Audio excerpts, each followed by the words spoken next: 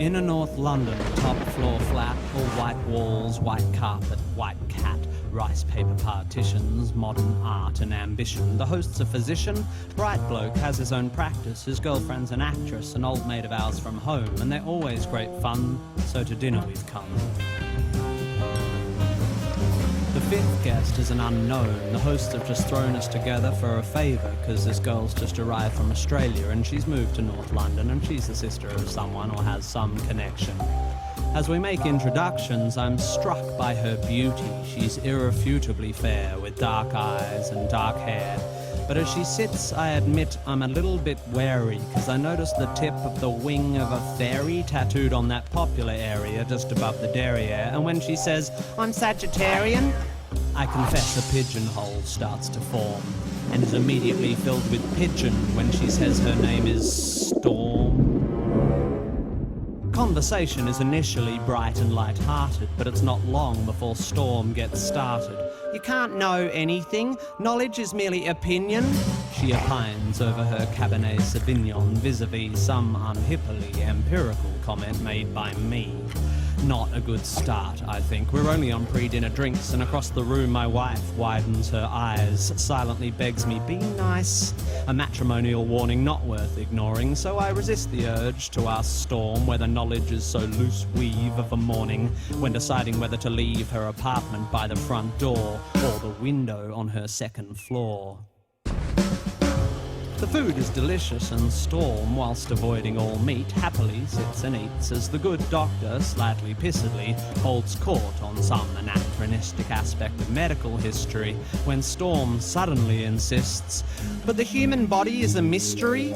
Science just falls in a hole when it tries to explain the nature of the soul." My hostess throws me a glance. She, like my wife, knows there's a chance I'll be off on one of my rare but fun rants, but I shan't. My lips are sealed. I just want to enjoy the meal, and although Storm is starting to get my goat, I have no intention of rocking the boat. Although it's becoming a bit of a wrestle, because like her meteorological namesake, Storm has no such concerns for our vessel. Pharmaceutical companies are the enemy. They promote drug dependency at the cost of the natural remedies that are all our bodies need. They are immoral and driven by greed. Why take drugs when herbs can solve it? Why use chemicals when homeopathic solvents can resolve it? I think it's time we all return to live with natural medical alternatives. And try as I like, a small crack appears in my diplomacy dike. By definition, I begin, alternative medicine, I continue, has either not been proved to work or been proved not to work. Do you know what they call alternative medicine that's been proved to work? Medicine. So you don't believe in any natural remedies? On the contrary, Storm, actually, before I came to tea, I took a remedy derived from the bark of a willow tree, a painkiller that's virtually side-effect-free. It's got a weird name. Darling, what was it again? Masprin? Basprin? Oh yes, aspirin, which I paid about $1 for down at the local drugstore. The debate briefly abates as my hosts collect plates, but when they return with desserts, Storm pertly asserts, "Shakespeare said it first. There are more things in heaven and earth than exist in your philosophy. Science is just how we're trained to look at reality. It doesn't explain love or spirituality. How does science explain psychics, auras, the afterlife, the power of prayer?" I'm becoming aware that I'm staring. I'm like a rabbit suddenly trapped in the blinding headlights of vacuous crap. Maybe it's the Hamlet she just misquaffed, or the 5th glass of wine I just quaffed, but my diplomacy dike groans, and the arsehole held back by its stones can be held back no more. Look, Storm, sorry, I don't mean to bore you, but there's no such thing as an aura. Reading auras is like reading minds, or tea leaves, or star signs, or meridian lines. These people aren't plying a skill. They're either lying or mentally ill. Same goes for people who claim they can hear God's demands, or spiritual healers who think they've got magic hands. By the way, why do we think it's okay for people to pretend they can talk to the dead? Isn't that totally fucked in the head? Lying to some crying woman whose child has died and telling you you're in touch with the other side? I think that's fundamentally sick. Do we need to clarify here that there's no such thing as a psychic?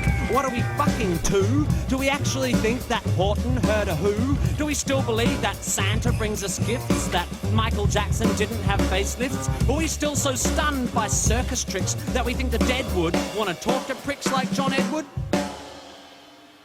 Storm, to her credit, despite my derision, keeps firing off cliches with startling precision, like a sniper using bollocks for ammunition. You're so sure of your position, but you're just closed-minded. I think you'll find that your faith in science and tests is just as blind as the faith of any fundamentalist. Wow, that's a good point. Let me think for a bit. Oh, wait, my mistake. That's absolute bullshit. Science adjusts its views based on what's observed. Faith is the denial of observations so that belief can be preserved.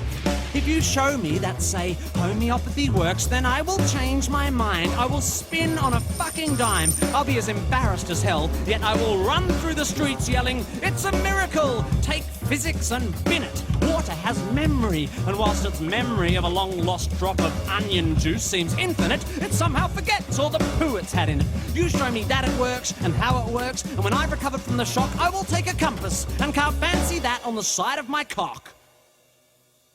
Everyone's just staring now, but I'm pretty pissed and I've dug this far down, so I figure in for a penny, in for a pound. Life is full of mysteries, yeah, but there are answers out there and they won't be found by people sitting around looking serious and saying, "Isn't life mysterious? Let's sit here and hope. Let's call up the fucking Pope. Let's go watch Oprah interview Deepak Chopra." If you want to watch telly, you should watch Scooby-Doo. That show was so cool because every time there was a church with a ghoul or a ghost in a school, they looked beneath the mask. And what was inside? The fucking janitor or the dude who ran the water slide. Because throughout history, every mystery ever solved has turned out to be not magic. Does the idea that there might be knowledge frighten you? Does the idea that one afternoon on Wikipedia might enlighten you frighten you? Does the notion that there might not be a supernatural so blow your hippie noodle that you'd rather just stand in the fog of your inability to Google? Isn't this enough? Just this world?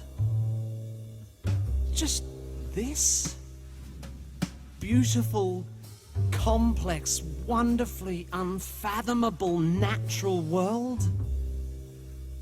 How does it so fail to hold our attention that we have to diminish it with the invention of cheap, man-made myths and monsters? If you're so into your Shakespeare, lend me your ear. To gild refined gold, to paint the lily, to throw perfume on the violet, is just fucking silly. Or something like that. Or what about Satchmo? "I'll see trees of green, red roses too." And fine if you wish to glorify Krishna and Vishnu in a post-colonial, condescending, bottled up and labelled kind of way, then whatever, that's okay. But here's what gives me a hard-on. I am a tiny, insignificant, ignorant bit of carbon. I have one life, and it is short and unimportant.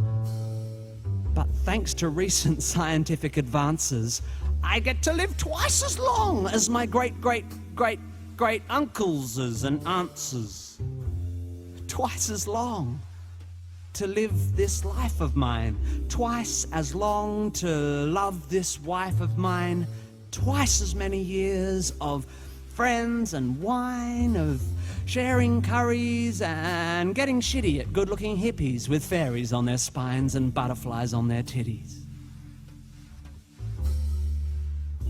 And if, perchance, I have offended, think but this and all is mended. We'd as well be 10 minutes back in time for all the chance you'll change your mind.